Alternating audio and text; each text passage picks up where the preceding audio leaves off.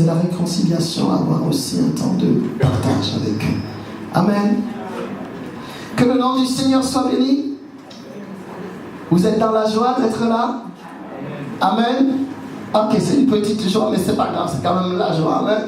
Je crois que la sœur Manouchka a mis le feu qui était dans son cœur. Elle a communiqué la louange selon le feu qui était dans son cœur. Le thème du week-end de ce séminaire, c'est être disciple dans les temps de la fin.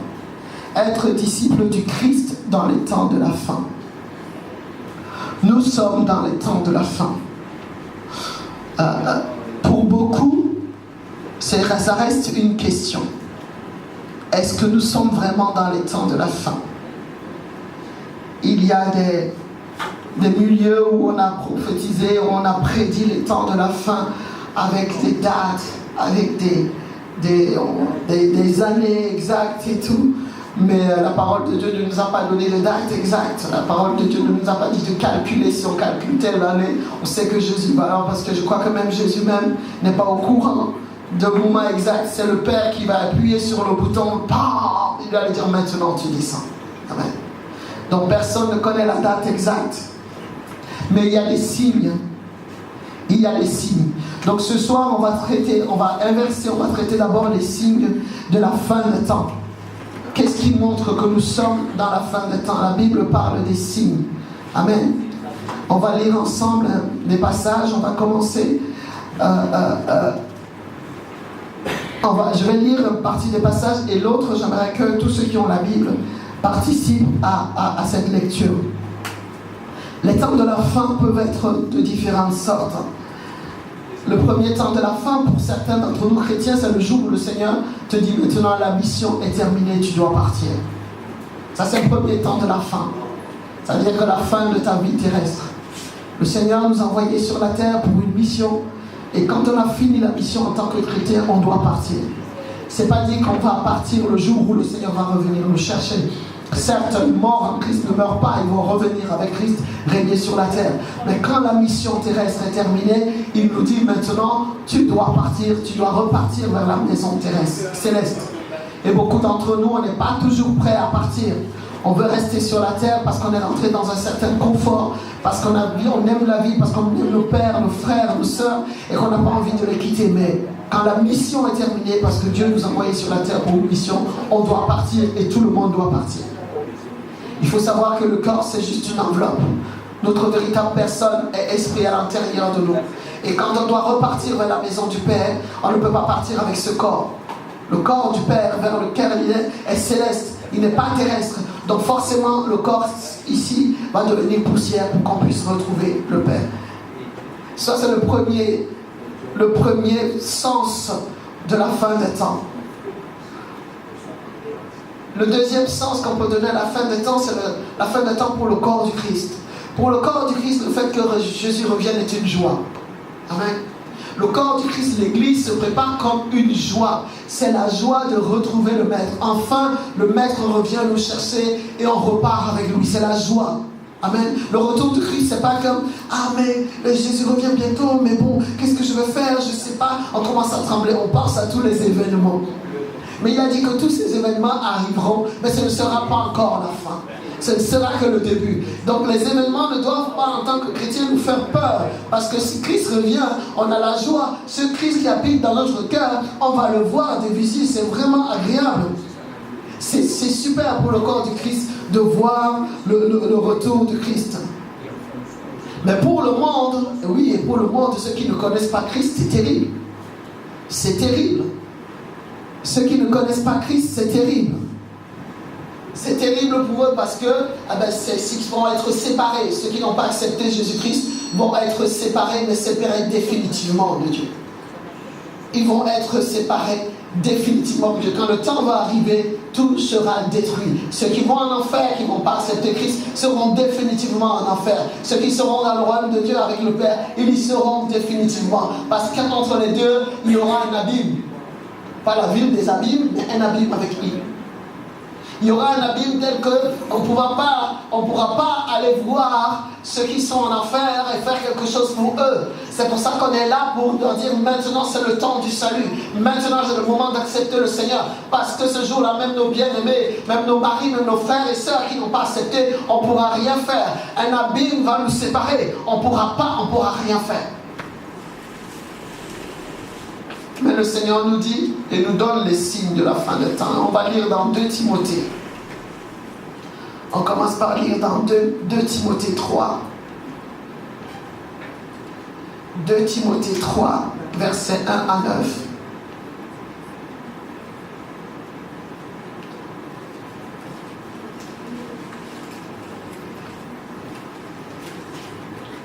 De Timothée 3.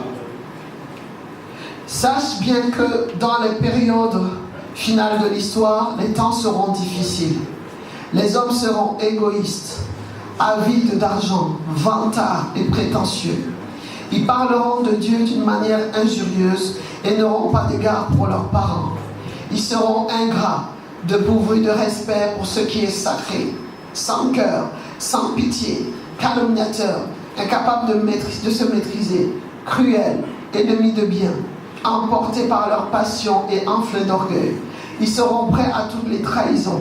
Ils aimeront le plaisir plutôt que Dieu. Certes, ils resteront attachés aux pratiques extérieures de la religion, mais en réalité, ils ne voudront rien savoir de ce qui en fait la force. Détourne-toi de ces gens-là. Amen. Détourne-toi de ces gens-là, dit la parole de Dieu. On continue. De même qu'autrefois Janès et Jambres s'opposèrent à Moïse, de même ces hommes-là s'opposent à la vérité. Ils ont l'intelligence faussée et sont disqualifiés en ce qui concerne la foi. Mais leur succès sera de courte durée, car leur folie éclatera aux yeux de tous, comme ce fut le cas jadis pour ces 2 imposteurs. Amen. On va lire ensemble Luc 21. Luc 21. Comme c'est une lecture longue, je vais commencer. Et chacun qui a la parole dans la salle à tour de rôle va lire 4 ou 5 versets. Luc 21 à partir du verset 5.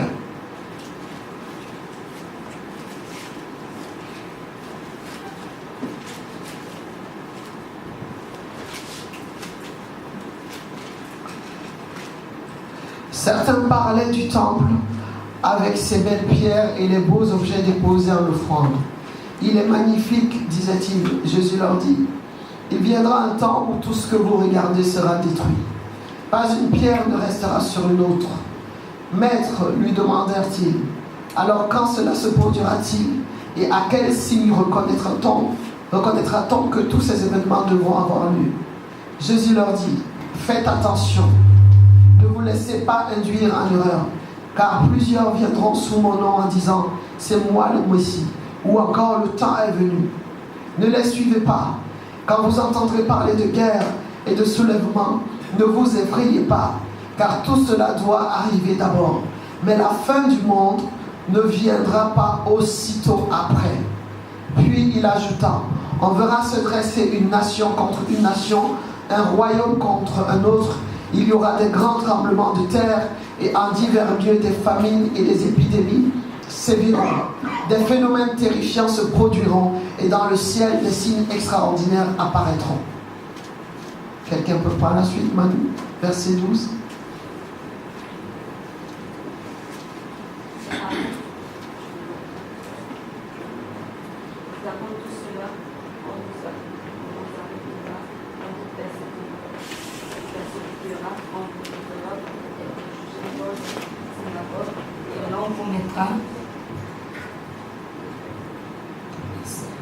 Et l'on vous mettra en prison, on vous fera comparaître devant les rois et des gouverneurs à cause de moi.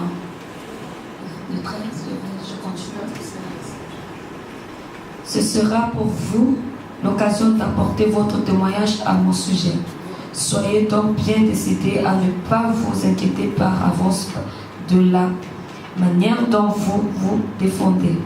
Je vous donnerai moi-même des paroles et une sagesse telle qu'aucun de vos adversaires ne pourra leur résister ou les contredire.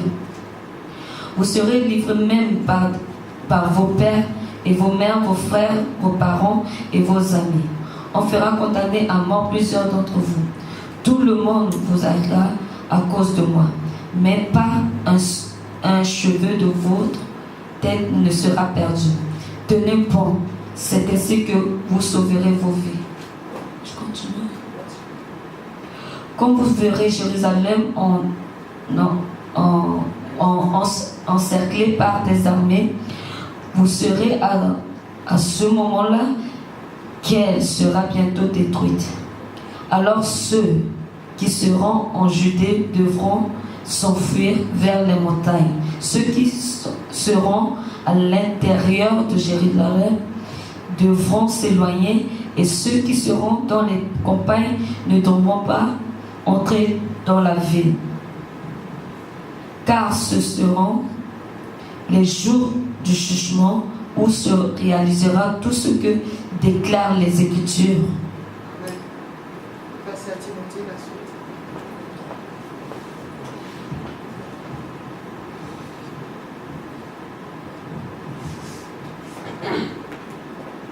Malheur aux femmes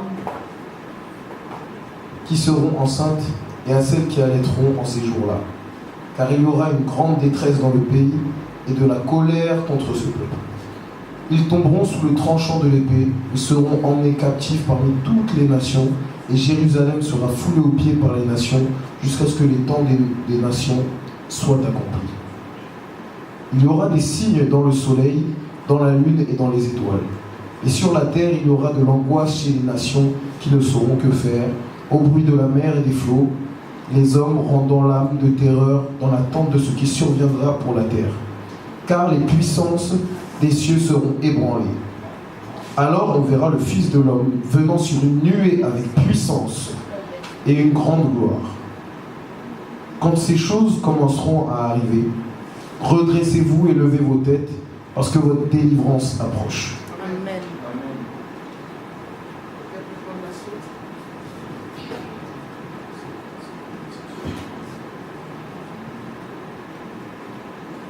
Et il leur dit une comparaison. Voyez le figuier et tous les arbres.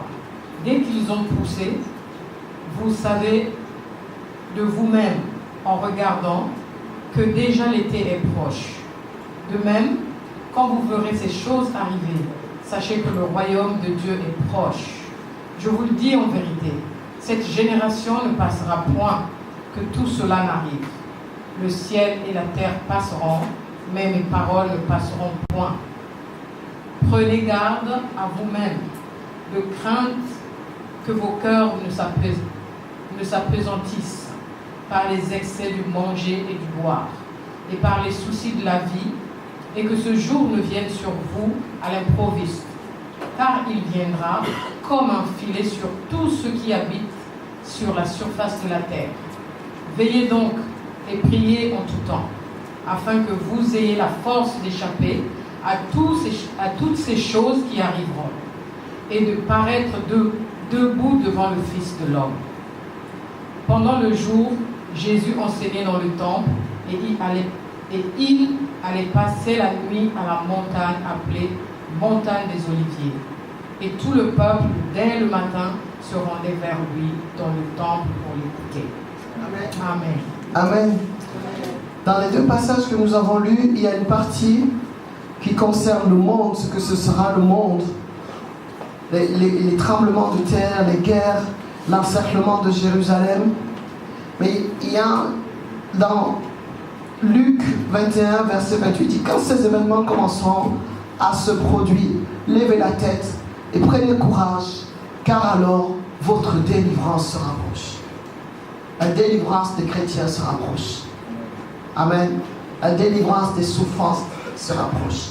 Quand on lit dans 1 Timothée, il a commencé, 2 Timothée, il a commencé en disant: prenez garde.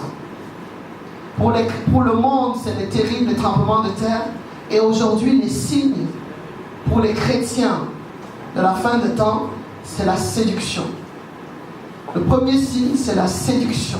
la séduction spirituelle, les faux serviteurs et les chrétiens qui n'acceptent que pas un enseignement profond. Les chrétiens qui aiment l'enseignement très très léger, des choses qu'on caresse dans le sens du poil. Aujourd'hui, les séminaires qui sont remplis, c'est quand on fait les miracles, quand on fait tomber les gens. Quand on dit venez, Dieu va vous bénir, va vous donner une maison, va vous donner une voiture, vous serez prospère. Ce sont ces séminaires-là qui sont remplis. Mais même le chrétien ne veut plus entendre autre chose.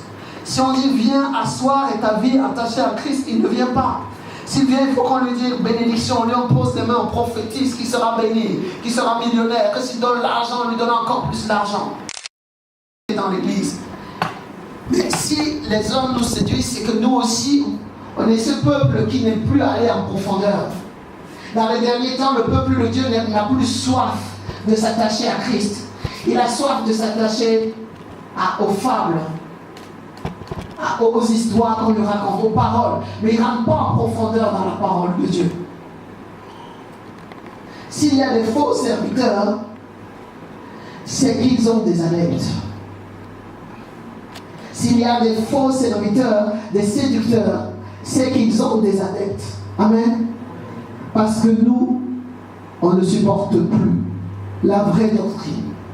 Les faux serviteurs, ce n'est pas forcément les gens qui n'ont pas d'onction. Ce n'est pas forcément les gens qui ne connaissent pas la parole. Ce n'est même pas forcément les gens qui ne sont pas établis. Le faux serviteur, que nous, chrétiens qui aimons les choses légères de ce monde, est celui qui nous attache à lui et pas à Christ. Il nous attache à son église et pas à Christ. Dieu a dit, allez, la parole dit, allez dans toutes les nations, faites les disciples. Il n'a pas dit, faites les chrétiens qui chauffent les bancs. Il a dit, faites les disciples de Christ. Pas les non-propres disciples. Il y a des serviteurs aujourd'hui qui ont leurs propres disciples. Et en échange de cela, de cette séduction, parce que la séduction c'est un échange. L'autre te séduit et toi aussi te donne les choses que tu veux entendre. Ah, je vais te poser les mains, vraiment tu vas avoir un bébé, je vais te poser. On passe notre temps à chercher, les chrétiens cherchent des choses de la terre. Et quand le temps de la séduction arrive, on sait que Jésus revient bientôt. Comment on reconnaît encore ce serviteur séducteur? C'est au fruit. Est-ce qu'on cueille les raisins sur les épines? Non. Le fruit suit les personnes sans caractère. Les personnes avec des mauvais caractères. Que Dieu n'a pas changé. Qu'il n'y a pas eu de rencontre personnelle. Simplement parce qu'on les a établis et nous on les suit en échange d'une bénédiction. Le troisième fruit qu'on reconnaît dans un vrai serviteur, parce qu'on est dans le temps de la fin de séduction, c'est la passion pour les âmes qui se perdent. La passion pour les vies. Ce n'est pas une passion pour le ministère, c'est une passion pour les vies. Parce que le ministère, c'est pour les vies. On a la passion pour les âmes qui se perdent, la passion pour ceux qui se perdent, la passion pour ceux qui ne connaissent pas Christ, la passion pour ceux qui se meurent, qui sont malades. Le vrai serviteur de Dieu a ce fruit.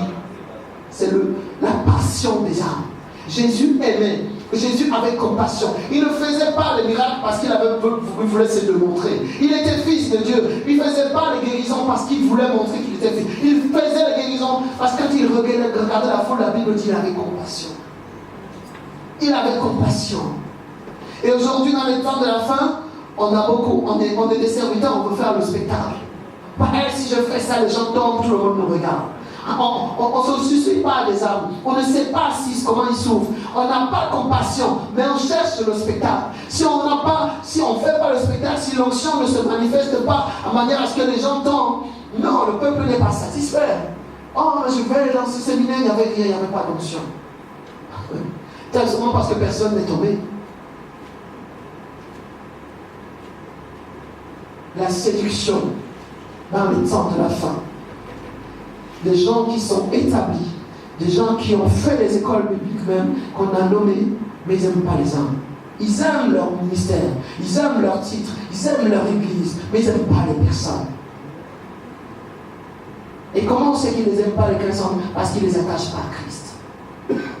C'est Christ qui est mort sur la croix. qui a donné sa vie. C'est Christ qui a payé le prix. Aucun de nous, en tant que serviteur, a pu payer le prix pour les âmes. Aucun de nous est mort à la croix. Personne ne serait prêt à donner même son propre fils, même pour le brûler. Personne d'entre nous. En tant que serviteur, on n'est pas prêt. Seul Jésus est mort sur la croix pour les âmes. Et lorsqu'il nous permet d'être ce paisseur d'âmes, les vrais serviteurs, on les montre Christ. Tu sais, je suis qu'un humble serviteur. Mon but, c'est que tu suives Christ. Mon but, c'est que tu connaisses Christ et son œuvre pour toi. Mon but, c'est que tu rentres profondément dans la parole et que tu t'attaches à Christ. C'est pas que tu me suives. Bon, voilà, c'est bien que tu viennes dans mon église. Mais peu importe où tu vas, est-ce que tu es attaché à Christ? Est-ce que tu suis Christ? Est-ce que tu lis la parole? Est-ce que tes yeux sont ouverts sur la parole? Ou dès qu'on dit qu'il y a un séminaire là, tu t'en vas. Séminaire là, tel homme de Dieu est là. Il y en a de toutes les couleurs, de toutes les races, de tous les... Tu suis le mouvement. Notre rôle en tant que serviteur de Dieu, servant de Dieu, c'est d'attacher les âmes à Christ. Pas à nous. Pas à nous. Les gens ne doivent pas être attachés à nous. Parfois les gens nous suivent, mais on est des êtres humains, on a nos limites, on a nos faiblesses, on doit les reconnaître. On doit reconnaître nos faiblesses. On doit reconnaître nos limites devant le peuple de Dieu pour qu'ils puissent se détourner de nous et s'attachent à Christ. Si tout ce que nous faisons est parfait, si nous sommes des êtres humains parfaits, alors comment le peuple de Dieu saura qu'on n'est que des gens sauvés comme eux, mais utilisés par grâce? Un des signes des temps de la fin aujourd'hui dans le corps de Christ, c'est la séduction. La séduction spirituelle. Les gens suivent les hommes de Dieu. On suit une église. Et nous, on fait dans l'église, non pas les disciples, mais les suiveurs. Si on n'est pas là, ces gens n'existent plus. Si un pasteur tombe, tout le monde tombe. Ils suivent qui? Nous. Nous, on est les hommes comme eux. Et notre rôle, c'est les amener à Jésus. Jésus et Jésus seul. Jésus-Christ seul. Et personne d'autre. Amen. Deuxième signe dans le corps du Christ, que Jésus revient bientôt, c'est la persécution des chrétiens. C'est la persécution des chrétiens. Aujourd'hui, les chrétiens sont persécutés dans des pays de manière physique. Nous, parfois, on est persécutés dans le lieu du travail.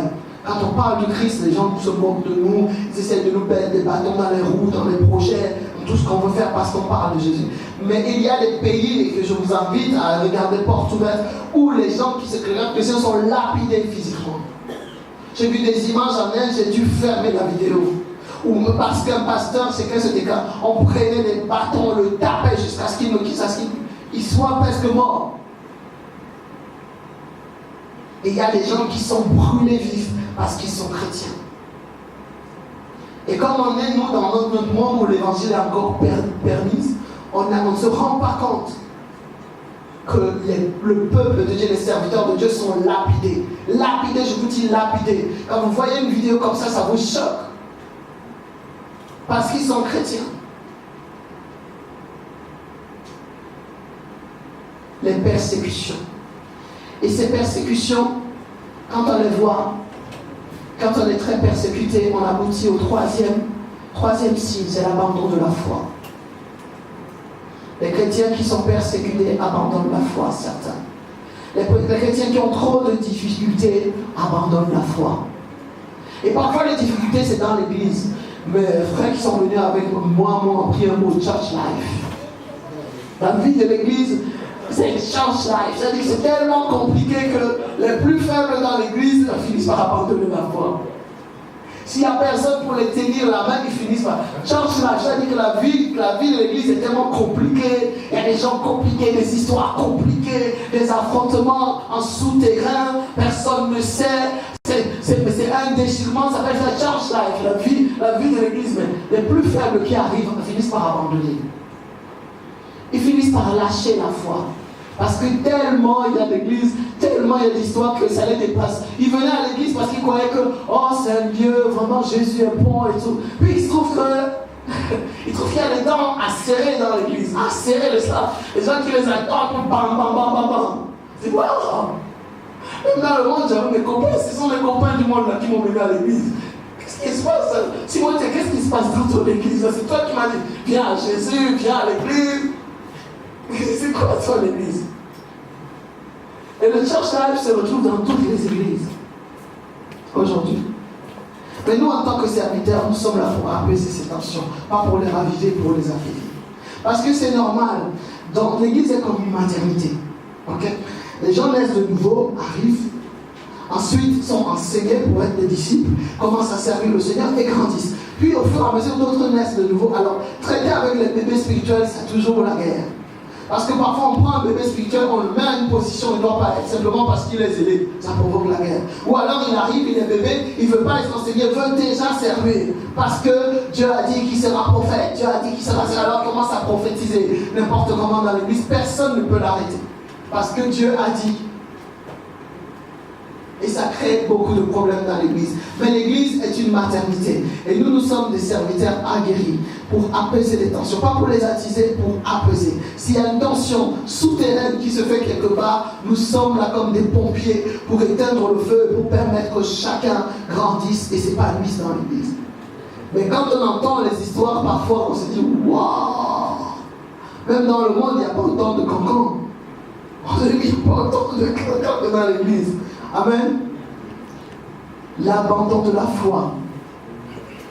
J'ai dit la séduction. J'ai dit le signe de la persécution. J'ai dit l'abandon de la foi. Les gens qui viennent à l'église se refroidissent et quittent l'église. Les gens qui sont persécutés même dans l'église finissent par quitter, par abandonner Christ. C'est le signe de la fin des temps. Le 5e signe de la fin des temps, c'est qu'aujourd'hui, l'évangile est proclamé. Les réseaux sociaux nous permettent de proclamer l'évangile. Vous pouvez être en Guadeloupe et des milliers de gens vous suivent dans le monde entier. On n'a plus besoin de se déplacer pour aller à Kuala Lumpur. On peut être à Paris, prêcher les évangiles, et les gens de Kuala Lumpur nous suivent en direct.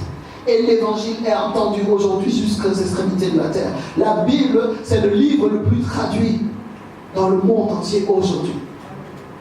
Donc l'évangile est proclamé. Ça ne veut pas dire que les âmes sont gagnées, mais l'évangile est proclamé. Ça ne veut pas dire que tout le monde est devenu disciple de Christ, mais l'évangile est proclamé. Parce que le Seigneur dit que lorsque l'évangile sera jusqu'aux extrémités de la terre, sera proclamé, il viendra. Tout le monde aura entendu et tout le monde dira je veux Christ ou je ne veux pas Christ.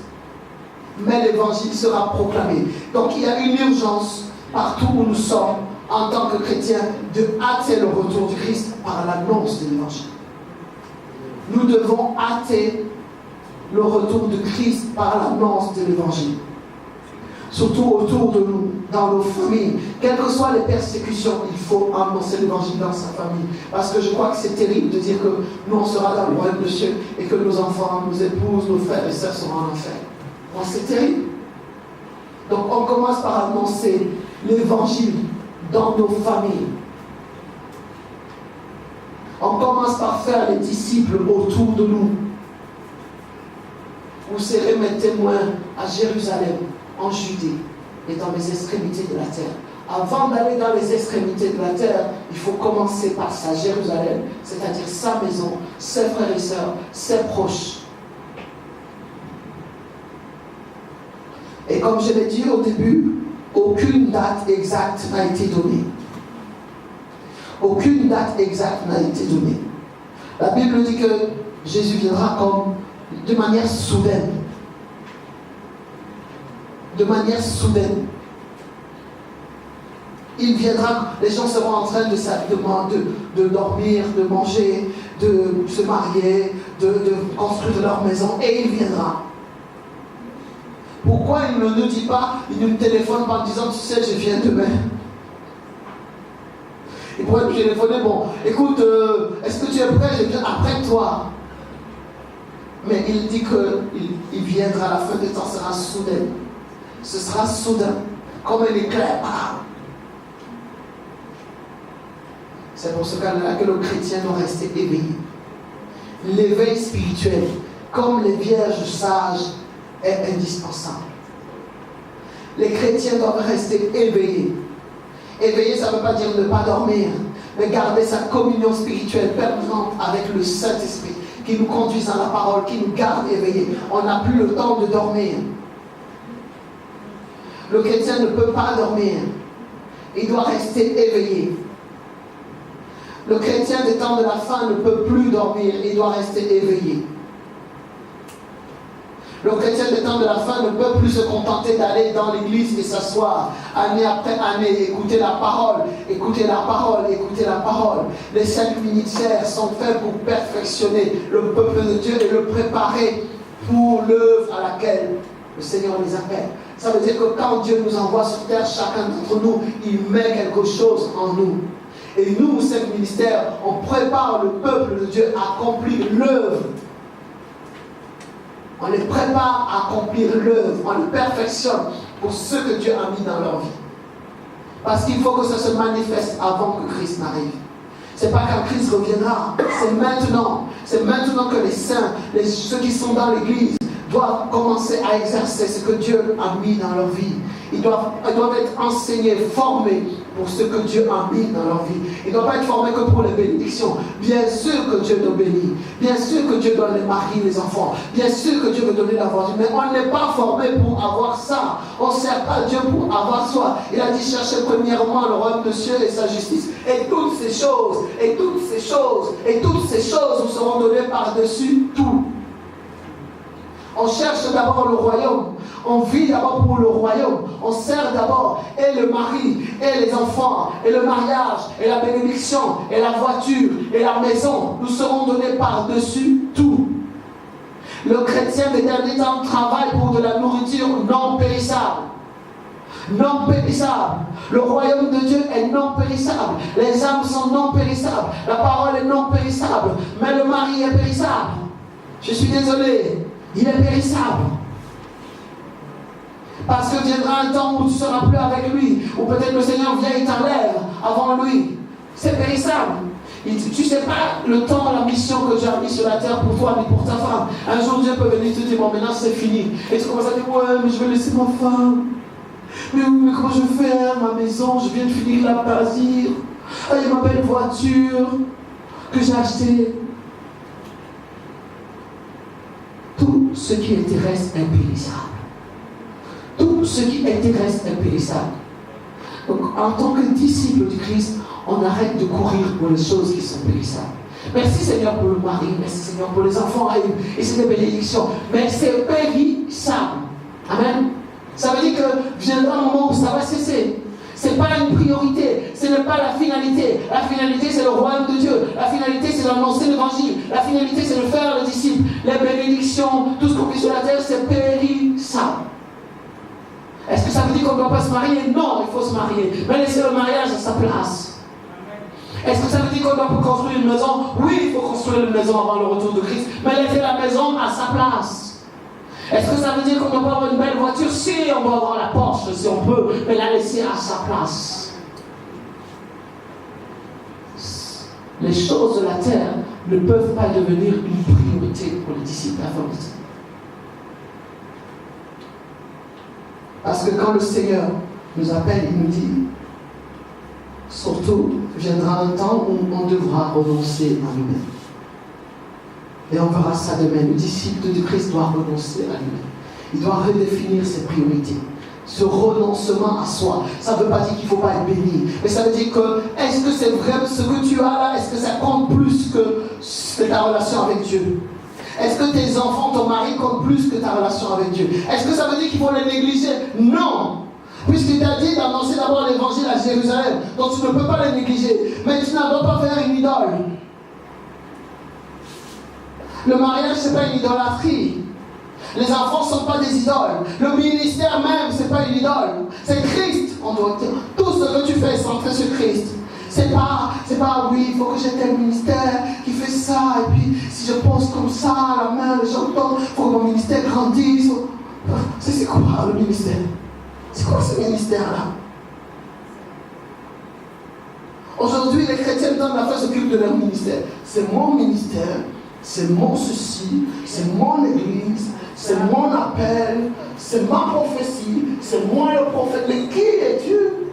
Tout ça, c'est pénible. Même le ministère va rester juste de Christ, juste de tenir la main de Christ. Seigneur, je ne veux pas te lâcher. Je veux rentrer dans le royaume de Dieu. Il faut que je vive pour toi. Je veux gagner les âmes. Je veux proclamer l'évangile. Que j'ai une salle ou pas, pas. Je veux gagner les âmes pour Christ. Les gens meurent sans Christ. C'est cela que je suis venu chercher. C'est pas une église, ni une place, ni un ministère. Parce que c'est tout ça. Et je perds mon âme dedans. Le disciple, le temps de la fin, il renonce à tous ses titres. Il renonce à toutes ses positions.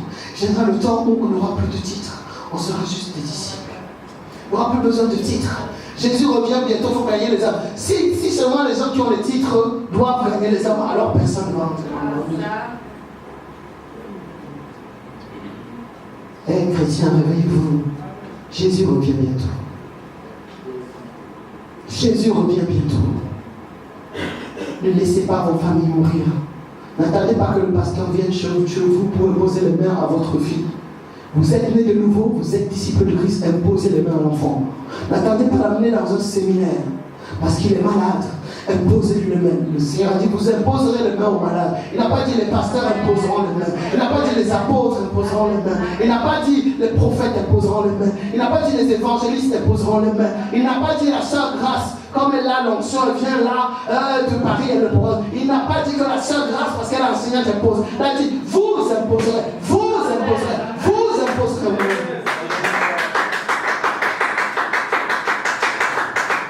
Testez le Seigneur.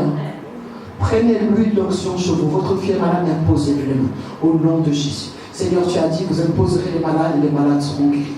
À cet instant, j'utilise cette onction, cette huile d'onction comme un point de contact. Esprit de Dieu descend. Esprit de guérison descend. Et guéris ma fille. Et tu passes à autre chose. Oh non, j'entends qu'il y a un séminaire là, vraiment, il faut que j'amène ma fille. Oh non, ça va pas bien, il faut que ça... À force de courir après les gens, ils finissent par nous séduire, et nous-mêmes on se séduit. Et nous-mêmes on se séduit. On est dans le temps de la fin. Il faut chercher le Seigneur, chercher à s'attacher au Seigneur plus que jamais. Plus que jamais. Ça ne veut pas dire qu'il faut sortir de l'église. Vous êtes dans une église où vous devez chercher d'abord Christ avant de chercher une position, une place. Vous devez chercher Christ d'abord, à grandir dans la connaissance avec Christ, la relation avec Christ, avoir une relation avec. Vous ne devez pas quitter l'église à cause des problèmes, mais vous devez vous attacher. Pendant qu'il y a des problèmes dans l'église, il faut vous attacher à Christ.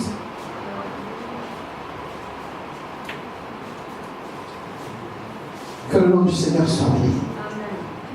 Jésus revient bientôt. Jésus revient bientôt. Il est à la porte. On n'est plus là pour jouer. On n'est plus là pour se battre entre nous. On n'est plus là pour chercher les ministères ni les places. On est juste là pour l'aimer, pour l'adorer et se préparer au départ. Il faut se préparer au départ. Et beaucoup de chrétiens vivent sur la terre comme si la terre était la destination finale. Ils sont là, ouais, moi j'ai ça, j'ai ma maison, la terre, c'est les ambitions terrestres. Moi je veux telle poste, je veux telle chose. Ils vivent sur la terre comme si la terre, c'est quand ils finissent la vie, finie là.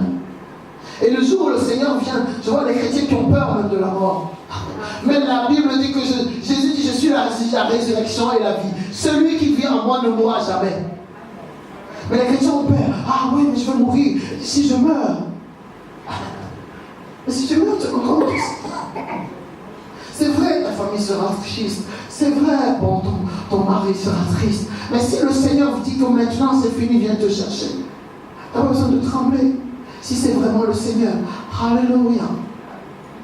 Tu as fini le job, grâce. C'est le temps de repartir. Amen. Tu restes sur la terre, c'est pas encore fini. Amen.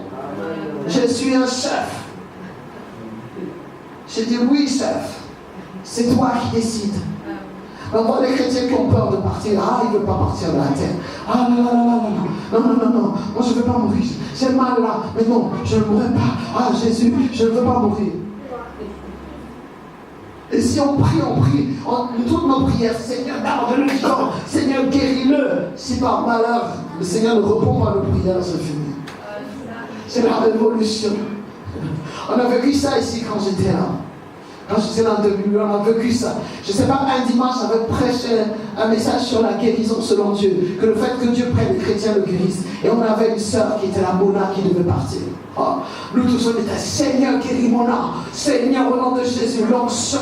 On était là, on a prié toutes les prières possibles. On a imaginé, on est allé en groupe chez Mona. Elle était malade jusqu'au bout. Le médecin avait dit que c'était fini. Mais nous on avait dit que ce n'était pas fini. Alors on était là en lutte avec le Seigneur. On était là. Quand on est parti, mon Dieu, je ne savais plus quoi faire, prêcher le dimanche après. Que faire? Il n'y a que moi qui, dans mon cœur, dans ma prédication, était préparé. Mais tous les autres, on a prié autant. Et Jésus a pris mon âme, il n'a pas guéri mon âme. Non, Jésus avait guéri mon âme. Oui, il avait guéri. Mais pour nous, ce n'est pas la guérison. Hein. Si le Seigneur prend quelqu'un parce qu'on a prié, ce n'est pas la guérison. Pour Dieu, c'est une guérison. Parce qu'il ne sera plus, la personne ne sera plus dans ce corps de souffrance. Parce que s'il sort de cancer, si le corps est guéri du cancer, il va attraper le mot de tête. S'il finit le mot de tête, il va attraper le mot de l'intestin. S'il finit le mot de l'intestin, il va avoir autre chose. Parce qu'au fur et à mesure qu'on prend de l'âge, le corps qui est normalement périssable, périt. Il redevient poussière, il s'abîme, il va s'abîmer. Mais non, Jésus, non, mon nom ne va pas mourir. Au nom de Jésus, on appelle l'onction, on prophétise, on a reçu même des révélations. Dieu a dit ça, on était tient devant le trône de Dieu, on refuse. Dieu dit, ok, vous refusez, mais je ne fais pas volonté. Pourquoi? Parce que c'est mon enfant. Quand je l'ai créé, je ne vous étais pas là. Mais ce n'est pas le centre de ma vie. Il y a des personnes qui aiment leur voiture plus que leur femme. Elle nettoie la voiture, elle brille, la voiture elle brille, la maison est sale, mais la voiture elle brille. Leur fille n'a rien, mais la voiture elle brille. Non.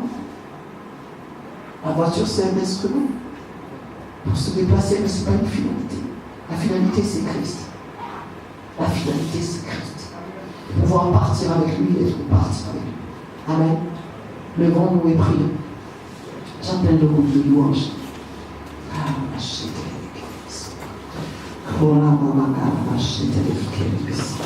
Que le Seigneur nous fasse des chrétiens éveillés, des chrétiens qui se préoccupent des choses d'en haut, pour que tout le reste nous soit donné. Des chrétiens qui travaillent pour des choses non périssables, à savoir les âmes pour le royaume de Dieu. Des chrétiens qui sont prêts à suivre Christ, même si le leader qui les suit tombe, qu'ils ont devant. Et mon cœur bouillant d'amour pour toi, tu es mon yayaé. Je t'aime, tu le sais. Je te porte dans mon cœur. Et mon cœur bouillant d'amour pour toi, tu es mon yayaé. Je t'aime, tu le sais.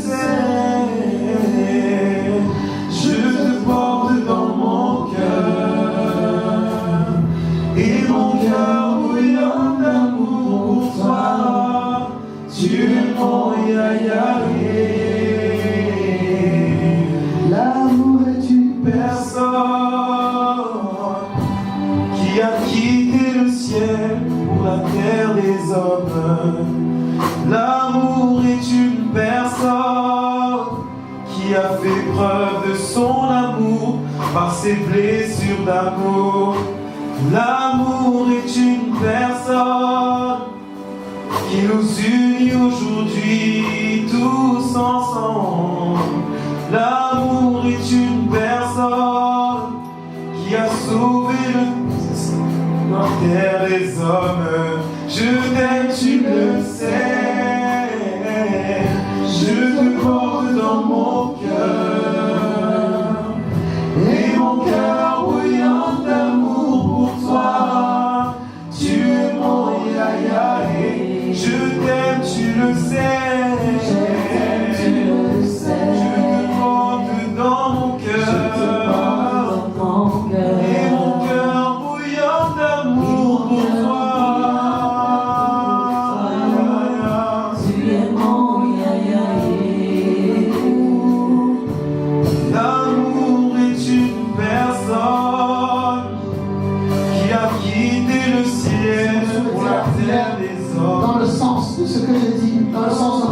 changement. Vous pouvez avancer dans la prière ensemble pendant que le groupe chante. Preuve de son amour, par ses blessures d'amour. L'amour est une personne qui nous unit ce soir, car il est toujours là. L'amour est une personne qui a quitté le ciel pour sauver les hommes. Je t'aime, tu le sais, je te porte dans mon cœur, et mon cœur bouillant d'amour pour toi. Tu es mon ya-ya, je t'aime, tu le sais, Seigneur. Je te porte dans mon cœur.